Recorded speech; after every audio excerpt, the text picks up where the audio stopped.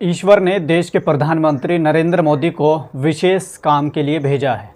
वो अलग बात है कि देश की जनता इनको पीएम के तौर पर देख रही थी। वो अलग बात है कि देश की जनता इनको कुछ और समझ बैठी थी। वो अलग बात है कि देश की जनता इनको चौकीदार समझ बैठी थी।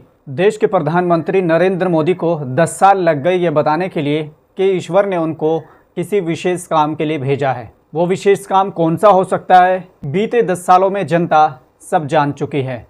इसको लेकर देश के प्रधानमंत्री क्या कुछ कह रहे हैं, आज की इस वीडियो में वो भी बताएंगे। देश के प्रधानमंत्री जब कोई बयान देते हैं तो भाईजान का रिप्लाई जब आता है तो उसमें मसाला लग जाता है। असदुद्दीन ओवैसी ने प्रधानमंत्री के बायोलॉजिकल वाले बयान को लेकर उनको विशेष तौर पर या विशेष काम के लिए ईश्वर ने उनको भेजा है, उसको लेकर क्या कुछ कह रहे हैं असदुद्दीन ओवैसी, वो भी आपको सुनाएंगे। सबसे पहले हम आपको सुनाते हैं कि देश के प्रधानमंत्री नरेंद्र मोदी जो कह रहे हैं कि ईश्वर ने मुझे विशेष काम के लिए बनाया है। पहले आप उसको सुन लीजिए। पहले जब तक माँ जिंदा थी मुझे लगता था कि शायद बायोलॉजिकली मुझे जन्म दिया गया है। माँ के जाने के बाद इन सारे अनुभवों को मैं जोड़ करके देखता हूं तो मैं कन्विंस हो चुका हूं कि परमात्मा ने मुझे भेजा है।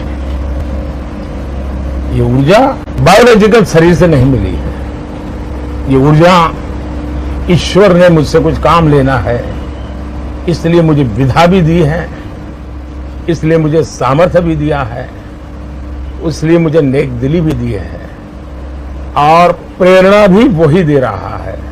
और मैं कुछ नहीं हूं, एक इंस्ट्रूमेंट हूं। प्रधानमंत्री इस तरह का बयान दे, प्रधानमंत्री इस तरह की भाषा का इस्तेमाल करे और वह अपने आप को ये बताने की कोशिश करे कि मैं देश की जनता के लिए, ईश्वर ने मुझे भेजा है विशेष काम के लिए। तो इसको लेकर असदुद्दीन ओवैसी क्या कुछ कहते हैं। असदुद्दीन ओवैसी जो मक्खन लगाने का काम करते हैं वो भी आपको सुनाते हैं। आइए सुनते हैं असदुद्दीन ओवैसी क्या कुछ कह रहे हैं। रहा सवाल हमारे प्रधानमंत्री का, मेरे भाई आप और हम सब लोग अपनी अम्मा के पेट से पैदा हुए ना, आप और हम सब। अम्मा ने हमको, अल्लाह ने हमको खून के खतरे से एक लुथड़ा बनाया। 9 महीने के बाद अम्मा ने हमको पेट से निकाला, हम पैदा हुए। ये वाहिद शख्स है प्रधानमंत्री जो कह रहा है कि मैं बायोलॉजिकली पैदा नहीं हुआ। ना हंसने की बात नहीं है, उन्होंने कहा यह बात को, उन्होंने कहा इस बात को कि मैं बायोलॉजिकली पैदा नहीं हुआ। अब आप बताइए, 130 करोड़ जनता का प्रधानमंत्री है और संविधान की दफा 51 ये कहता है कि भारत के नागरिकों को अपने आप में एक साइंटिफिक टेम्परामेंट पैदा करना चाहिए, यानी एक साइंटिफिक सोच पैदा करनी चाहिए। प्रधानमंत्री कहते हैं कि मैं बायोलॉजिकली पैदा नहीं हुआ। सुनिए, अभी आपको समझाना चाह रहे हैं। 2014 में जब आए थे तो कहा था अच्छे दिन लेकर आऊंगा, कहा था ना। फिर कहा था कि भाइयों बहनों 15 लाख डालूंगा। फिर कहा था 2 करोड़ नौकरी दूंगा हर साल। 2014 हो गया, 2019 शुरू हुआ तो मोदी ने कहा मैं आपका चौकीदार, कहा था ना, मैं आपका चौकीदार हूं। फिर चुनाव हो गया तो कहा मैं आपका सेवक हूं, फिर कहा सेवक हूं। अब 24 आ गया तो कह रहे हैं कि मैं बायोलॉजिकली नहीं पैदा हुआ। अब मोदी ये कह रहे हैं कि मुझे खुदा ने, शक्ति ने किसी मकसद के लिए पैदा किया है। अब वो दिन दूर नहीं है कि नरेंद्र मोदी कह देंगे कि मैं ही सब कुछ हूं, मेरी पूजा करो। आप बताइए, नरेंद्र मोदी अगर ये कह रहे हैं कि ऊपर वाला एक शक्ति, एक मकसद के तहत उनको यहां पर पैदा किया है, शायद ईश्वर ने ही मुझे किसी काम के लिए भेजा है। परमात्मा की ही कोई इच्छा है और ईश्वर ही मुझसे सब कुछ करवाता है। वही दौड़ाता है, वही पद देता है, प्रतिष्ठा देता है। शायद ईश्वर ने ही मुझे ये संकेत दिया है, तुम निराकार रूप की खोजने में अपना समय बर्बाद मत करो। देश के प्रधानमंत्री नरेंद्र मोदी ने अपने एक भाषण में मुजरा जैसे शब्द का इस्तेमाल किया था। आपने भी सुना होगा, सोशल मीडिया पर वो खूब वायरल हुआ।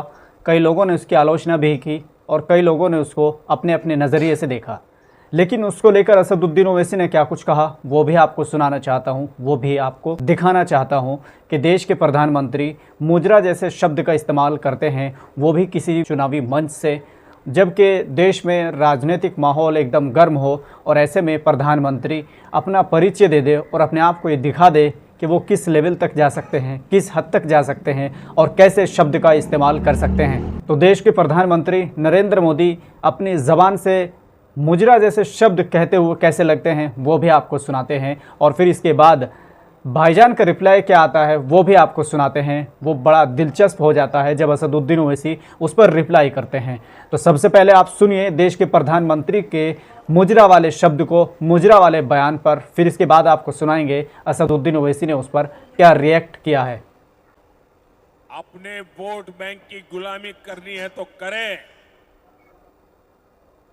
उनको वहां जाके मुजरा करना है तो भी करें। मैं एससी, एसटी, ओबीसी आरक्षण के साथ डट करके खड़ा हूं, खड़ा रहूंगा, जब तक जान है लड़ता रहूंगा। बिहार में मोदी, बल्कि यहीं पर काराकाट में मोदी जी ने कह दिया कि आप प्रधानमंत्री की जबान से, मोदी ने कहा कि मुजरा निकल गया। एक वजीर आजम मुजरा बोलेगा अपनी जबान से? मोदी जी आप कैसे इस तरह की जबान इस्तेमाल कर रहे हैं? मुजरा कहते हैं, मुजरा ना हो रहा है, नाच हो रहा है। देश के प्रधानमंत्री हैं आप, 130 करोड़ जनता के प्रधानमंत्री हैं, कुछ तो मर्यादा रखिए। आप वजीर आजम प्रधानमंत्री रहकर मुजरा कहेंगे? फिर महिलाओं का सम्मान आप कैसे करेंगे मोदी जी, बताइए आप। देश के प्रधानमंत्री मोदी का बायोलॉजिकल मुजरा जैसे शब्दों का इस्तेमाल करना, प्रधानमंत्री को ईश्वर ने विशेष काम के लिए बनाया है, पीएम मोदी का ये बयान था। लेकिन इसके जवाब में भाईजान ने क्या कुछ कहा वो भी आपको सुनाया है।